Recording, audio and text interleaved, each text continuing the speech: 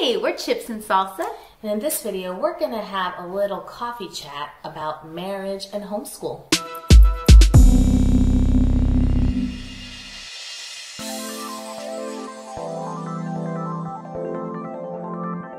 Hey, we're Chips and Salsa. I'm DeeDee. I'm Ximena. And we are two homeschool moms bringing you fun, practical, and encouraging tips. Yes, we are all about encouraging one another in community and growing together. We've grown so much with one another, and we want to include you and have you join us in our growing journey. So consider hitting that subscribe button and hit the bell button so that you don't miss any of our upcoming videos. Also, we have a closed Facebook group community just for you so that where we can brainstorm and hash out ideas. Yes, and I can't think of anything more important to talk about than our marriage. Yeah. We decided to make this a coffee chat, so grab a cup of coffee because it's more than just like step 1, step 2, step 3. It's really a conversation. And it's things that we have learned throughout the years, and you know, even me homeschooling, I don't know, 6, 7 years. It's just, it's always changing. Well, you know, one thing is our marriage is the foundation of our home, and it is so important to our children. Yeah. Their hearts are tied up in our love for our spouse. I mean, I see how my children sometimes get unsettled if they see my husband and I arguing, or if they can sense tension, you know. And then I also see how much they love it when we are flirty with each other, or we kiss, or we're, you know, even playful. They thrive on that because they feel as one unit. You know, absolutely, which is what we are. Yeah, and just coming from having divorced parents and feeling that heartbreak that brought, makes it even more important to me to always maintain that friendship with my husband, and come back around and work on our marriage, because marriage is work. It really is. It is two different people trying to come together to have a life together, and so there's going to be conflict. There's going to be things that you don't see eye to eye on. There's going to be hard years, but you can fight through if you're determined to fight for it. Yeah, and then you bring in this thing called homeschooling, you know, which is just another added pressure, or it can be, you know, to your life. But the reality of it is this: when you're first homeschooling, everything seems overwhelming. So really, one of the first things that I can say is to involve your husband in homeschooling. Now, some dads are the homeschoolers. Oh, you know, yeah. we've seen it, and there's dads that are super involved. I know for our husbands, they're not like as super involved, you know, but because of but they're involved in the sense that they care. You know what I mean? They're not involved in the everyday. But the thing that I caught myself doing as, you know, a 3 on the Enneagram, where I just like take over stuff and run with it, you know, is I found myself not involving him the way I should. Actually just kind of assuming that he didn't care, or assuming that, you know, he wasn't a part of it. And I just kind of created my own world that he wasn't really a part of. And I remember praying about it and thinking, this isn't really fair to him, and he's not involved because I'm not involving him. Yeah, well, you know? And I think you'll be surprised. I've been surprised at how concerned my husband was when I asked him about, you know, making a decision about curriculum. I'm giving him the pros and the cons of each one, and he seriously is weighing it out and giving his opinion, and that's valuable to me, and I wouldn't know if I hadn't asked. Yeah, and they come at it with a different perspective. Absolutely. And a different lens, which is super important. I mean, that's what makes a marriage work, and I think that's really important. So we do have some practical tips that, you know, have worked for us. And one thing that we do a lot during dinner is, well, we make dinner a priority in our home, like having family dinner. And so we've begun to kind of have conversations, you know, as the kids get older. When they were smaller, I would just ask questions, and they would be like, you know, my husband himself would ask the kids what they learned. But now we're like, oh, so today we learned about this, and I just thought it was interesting, this. And I'll start that conversation about what we learned in homeschooling, because it's all about life. And then he is seeing the value you know, of homeschooling. He sees how mature our kids are and how much they're growing and how rich their education is. And he's involved, you know, and at that moment he's having a conversation with them. Yeah. And I would say also another practical tip is update him on the changes. Right. Update him on things that have gone on that do concern the family, or changes that you're considering for the homeschool and things like that. Yeah. And like you were saying, ask opinions about it. Right. You know, I asked my husband, especially like for high school, and, you know, he always like, hey, I trust you. You're with them every day. You should know better. And plus, you know, sometimes we're so far removed from what's going on, you know, like when we were in high school. Right. What's going on today. But it's still good to have that like brainstorming, just to make, you know, you feel supported and they feel like, oh, okay, this is us thing, not just to you and the kids thing. Yeah, because it could get really easy to be me and the kids and then my husband over here. Yeah. And he feels that. Yeah. He feels that isolation, and that's not what we want. We want the family to thrive together. Yeah, another practical thing is to bring them on field trips, or like you were saying, like have them teach a subject, you know. Yes, I love that my husband, now that the kids are a little older, he's always been teaching them music. But he recently has been teaching them how to work out with weights. So That's weight cool. training class, he calls it. Yeah. And so it's just fun. It's fun for them, and it's fun for me to watch them in that interaction. Yeah, for a time there, I was, you know, my daughter and I were in tears with math, and he was like, yeah, I'll help her, you know. And so he'd come home and he'd help a little bit, and, you know, just that kind of thing. I think it just helps the whole dynamic. So regardless of what your dynamic is at home, just keep an eye on that, you know, with your marriage. Our second thought is just don't neglect your marriage. Yeah. Make it a priority. And I mean, this happens even when we just have kids, like, let alone homeschooling. Right. You know, I remember that's one of the best pieces of advice my dad gave me when I had my first child.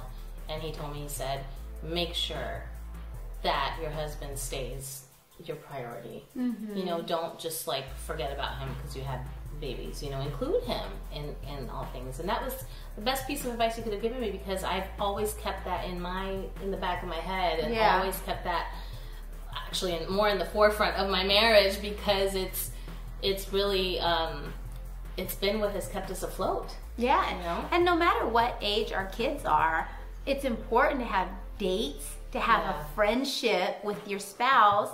And sometimes when the kids are little, that just means after they go to bed is your date together.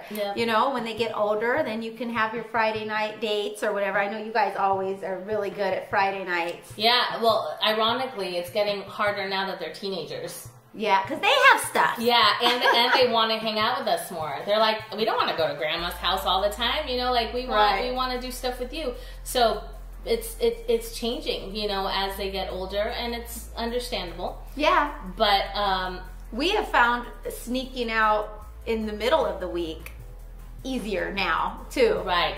Yeah. So when the kids are at youth, or we'll leave some of the kids at home and go for coffee, you know, like after dinner. Yeah. Well, one of the things that I started doing, and I haven't been like super consistent this year, but I think I was really good at it last year, of having cutoff times, because a lot of things that, you know, we don't purposely neglect, but we go, and then we're so tired that we have no time for our husband and no energy left. So I think like sending the kids to bed to do their own thing or go to bed, having a cutoff time. I started my cutoff time at 8. So even if the kitchen's not clean, I mean, I know I hate doing that, but I had to stop so that I can sit for a couple hours before it's time to go to bed and have a conversation with my husband.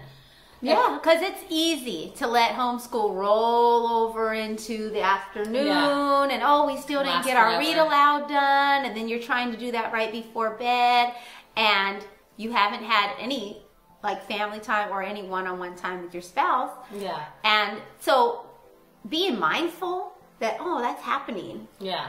You can stop it, you know, if you just pay attention. Another practical tip, if your kids are old enough, is to get up earlier. Like right now, I have teenagers, so they don't want to ever get up. And I mean, I wake them up at 7. They're like, what time is it? What As is if it's, wrong with you? So it's like, so we have like all this time, like before, you know, I have my prayer time, my alone time, but I'm trying to get that done earlier so that I can sit and have a coffee conversation with my husband before he goes to work? Yeah. That's so nice. We have some coffee, then I wake up the kids, we all pray as a family, and then he goes to work. And it just sets up the day so well, honestly. So, I mean, and this, again, my kids are older, so these are things we've been working on. It's not like perfection the first time. You just have to continue trying different things. Yeah, and really pray about what that looks like in your current season to fit it in somehow, because it is so important and it should be priority. That way, and it evolves, it changes, but you're keeping it important. Yeah, it's always a priority. Yeah. Thought number 3 that we have is to minimize the chaos. And what I mean by this is that there's always going to be chaos, right? When you're parenting and when you're homeschooling, especially at the beginning. And when they're little. When they're little, yeah.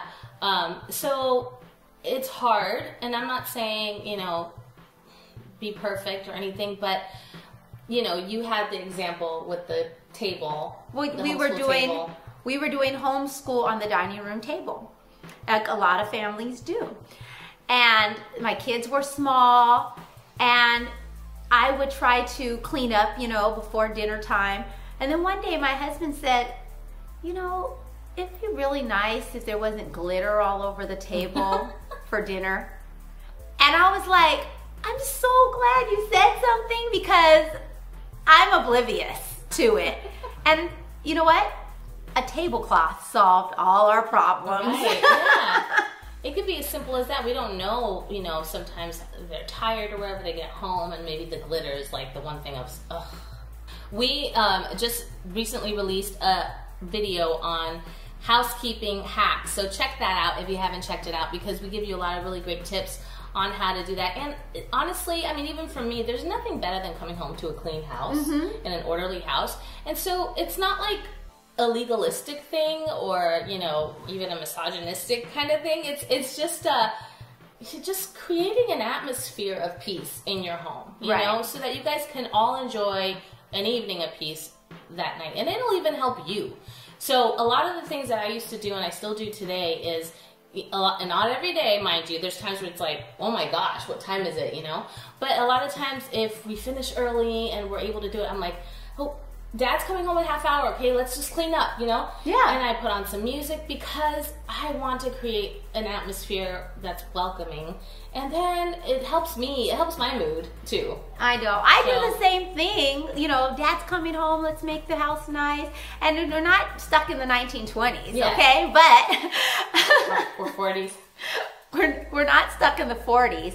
We just we know that we, the moms, housewives, create the atmosphere from the inside out. And then our 4th thought was, it's great to have accountability partners. Stay accountable to your close friends and family who you can trust to help you when you're struggling. Hormonal. Man, isn't that the truth? Yeah, but also it's so important, guys, to have friends that are for your marriage, you know, because you can have girlfriends, and you know, if you want to like vent about your husband, and if they're gonna be like, forget him, and, you know, like, and do that kind of thing, it's not really gonna help you.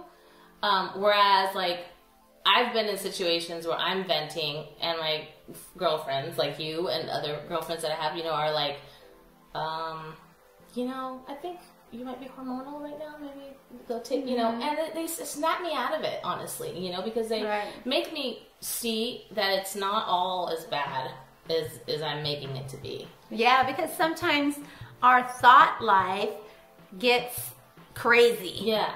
And the reality is that your husband loves you, and you love him, and that God heals marriages, and God is he needs to be the center of it. And when he is, things will get better. Yeah. And if your marriage is struggling, that's even more of a reason to have a healthy community that is for your marriage. Because like she said, through community, through love and God, your marriage can heal.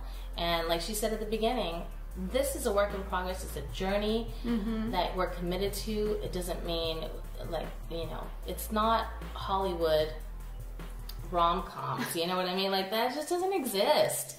And I think that it's so much more valuable when we have a healthy perspective of marriage and how it's going to be messy and how it's going to be just a long and winding road. One of the things that we do in our homeschool co-op community is husband bragging sessions, where we start to share the good things that our husbands have been doing, because it's really easy to go down the trail of, oh, he did this and blah, blah, blah. Instead, you know, the great things that our husbands did, the things that they noticed, the things that they said that really warmed our hearts, keep those at the forefront of our thoughts. Yeah, and we did that because we've been learning about brain science. How, you know, if you're feeding all these negative thoughts, it's going to turn south pretty soon. So instead, let's look at the good things. And, that marriage story that I read on the devotional about how her grandma had a long and thriving marriage. Yes. And she said, "What's your secret, Grandma?" She said, "Well, when I married your grandfather, I made a list of things that I would overlook, the things that really annoyed me." And he said, "So what's on the list?" She's like, "Well, I never did make that list. But every time he did something that would drive me crazy, I would say, well, lucky for him, it's on the list." So she created in her mind the plan that she was going to let things go. Yeah, and that's so good, even for us. I mean, how many times do they let things go for, you know, for our sake? So it's important to have that community where you're encouraging one another in positivity. Yes, oh, I love that. Well, we hope that this video encouraged you in your marriage, encouraged you in your homeschool, that this journey that we're in it together with our spouse, with our family, and with us. So please subscribe, comment down below. Give us a thumbs up, and we'll see you next time. Bye. Bye.